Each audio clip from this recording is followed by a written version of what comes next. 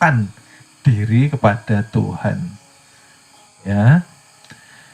Di sini saya sudah menuliskan ini. Ini apa ini? Angka ini mewakili umur ya. Ini umur siapa nih yang sampai 63? Junjungan Nabi besar kita yang mulia, yang menjadi uswatun hasanah, Nabi besar kita, Nabi Muhammad Sallallahu. Beliau sampai 63 tahun. Oke. Beliau diangkat menjadi Nabi dan Rasul di umur 40. 40 tahun. Lalu di Isra Mi'rajkan untuk menghibur beliau ketika sedang bersedih, ya.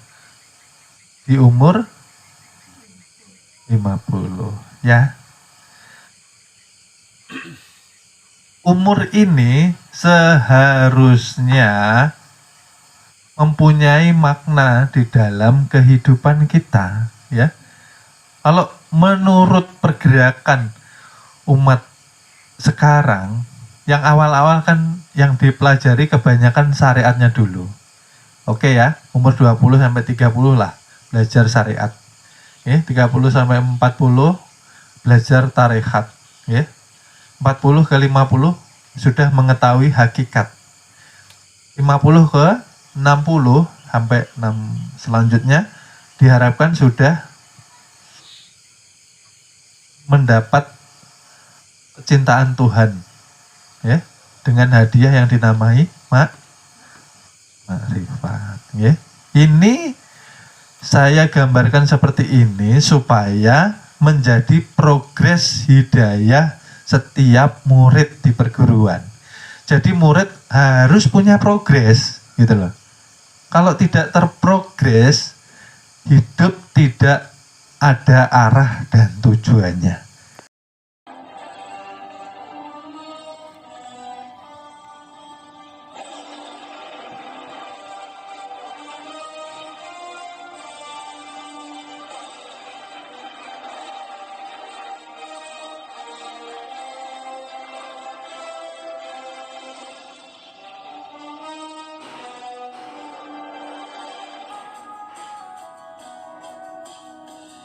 Sebelum kita mulai,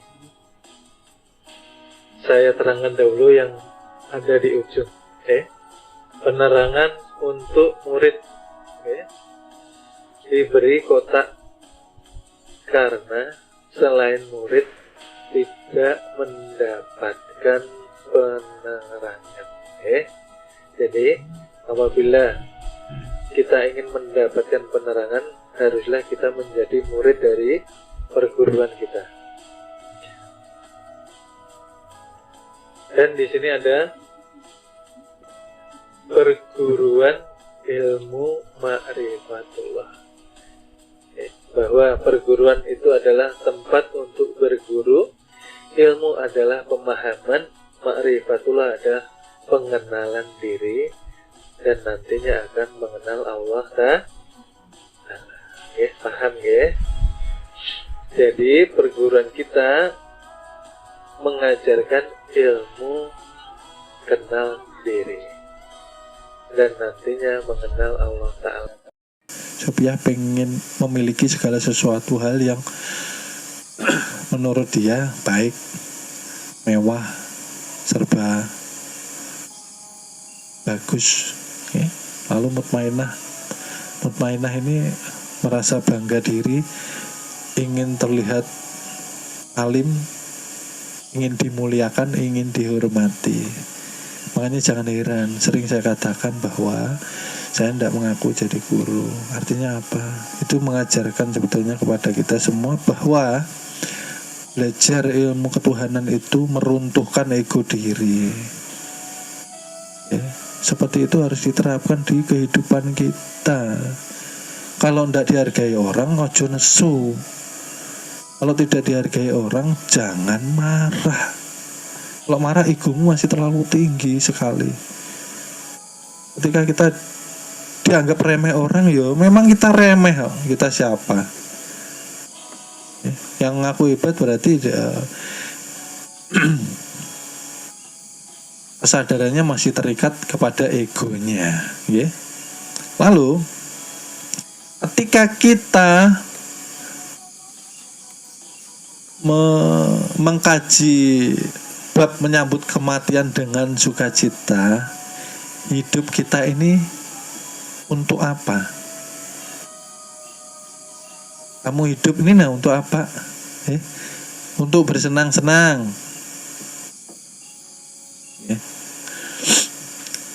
Yang kecil tumbuh dewasa, dewasa tumbuh tua, tua kemudian pikun lalu kembali lagi.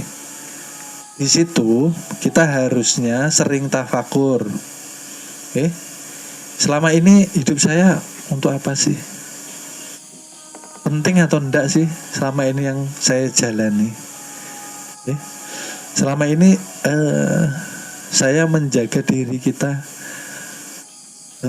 untuk tidak menjalani sebab takut kematian ini atau enggak, ya. Oleh sebab itu saya katakan bahwa kematian ini justru akan menumbuhkan kesadaran kita besok, ya. Malam ini kalau pulang dari majelis, ya, malam ini pulang dari majelis, coba tafakur. Kalau besok masih dikasih hidup, perbaikilah sifatmu, yang tidak baik dibaiki. Perbaikilah kelakuanmu, sama istrimu harus baik, istri sama suami harus baik, saling memaafkan, sama anak juga harus baik, mengayomi jangan menekan, bijaksana jangan mengekang. Anak pun juga seperti itu, harus berbakti kepada orang tuanya. Besok itu kalau hidup perbaiki semuanya, karena hanya besok itu kesempatan. Besoknya lagi nggak ngerti. Malam ini kita nggak ngerti kok. Artinya kan berarti kemarin kita menyepelekan toh. Artinya kemarin kita terlalu menggampangkan. Saya besok masih hidup kok. Ya, jadi besok aja lah saya fullkan umpamanya untuk memperbaiki diri saya, untuk menggapai manunggal ing Gusti, untuk mencapai energi yang tinggi, mencapai zona yang aman yang bisa menguatkan saya, maka harus memaafkan. Maafkan diri sendiri juga, kan seperti itu. Nggak ada gunanya kalau hidup ini setiap hari kita masih membenci orang di dalam hati kita. Artinya kita merugi. Kalau kita pulang suul itu walimnya seberapapun dikatakan dia paling alim, tapi dia masih membenci seseorang, suul khotimah. Tuhan itu maha welas asih. Artinya kita harus mencontoh sifat bijaksana Tuhan yang dicerminkan oleh Nabi besar kita. Jangan mudah ngejas orang, jangan mudah menghakimi orang. Belum tentu yang kita lihat sesuai dengan realitinya. Nggak boleh seperti itu. Belajar ilmu ketuhanan tuh sudah gesekannya main rasa, sudah bukan body contact. Kalau body contact itu ya main pencak silat. Seperti itu. Dan ingatlah bahwa yang ada, yang wujud ialah Allah dan Muhammad tidak terpisah. Jadi kita ini tidak ada cerita sebetulnya. Makanya nggak usah neko-neko. Hidup nggak usah macem-macem. Jangan terlalu kebanyakan fantasi, jangan terlalu panjang angan. Hiduplah sesuai dengan tuntunan Al-Quran. Kita manusia hidup ini kan harus punya blueprint toh.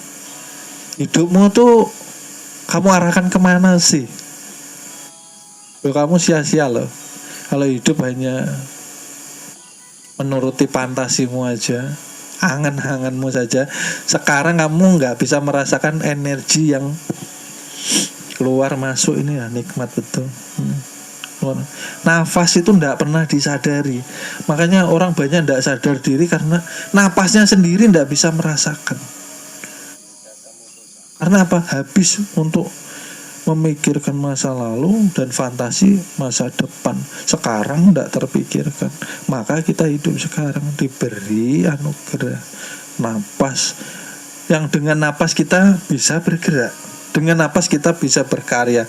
Dengan napas kita bisa berkeluarga. Dengan napas kita bisa bekerja. Artinya kan yang utama sebetulnya daya hidup yang nyata menjadi ruh, yang keluar ingin dilihat menjadi napas toh. Kebanyakan kita salah mementingkan sesuatu yang hakikatnya tidak penting gitu loh. Makanya sebetulnya ya Allah, penderitaan tuh manusia sendiri yang bikin sebetulnya, bukan Tuhan. Tuhan tuh memberikan fasilitas, kemudahan, ketenangan, kebahagiaan. Manusia sendiri yang merusaknya. Ya? Hidup tidak tenang, ya. Pengen ini, pengen itu keinginan bukan kebutuhan. Rumah sederhana aja cukup membangun mewah-mewah, utang-utang, nah sakit sendiri. Nuruti apa?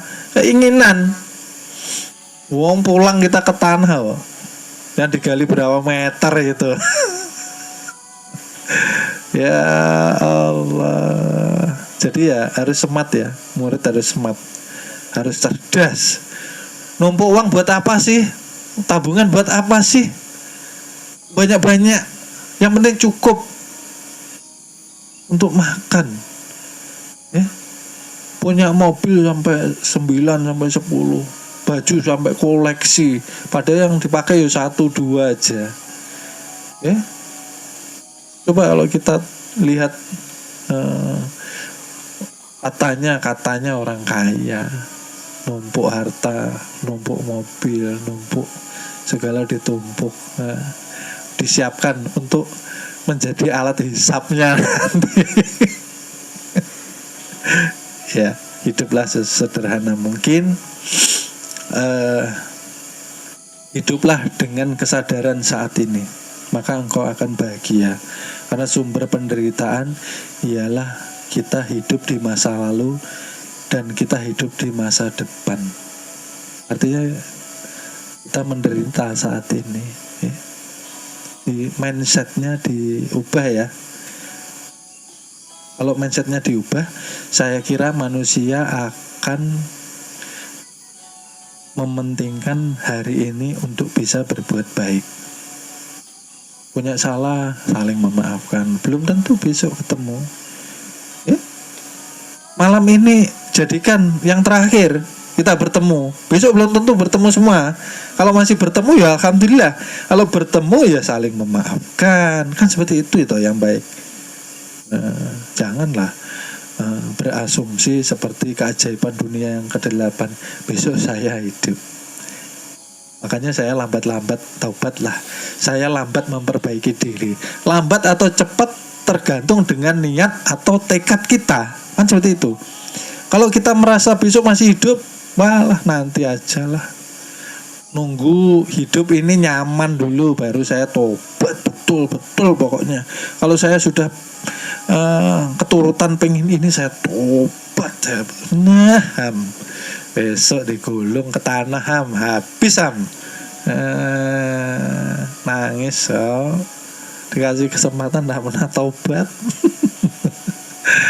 Ya itulah ya. Maka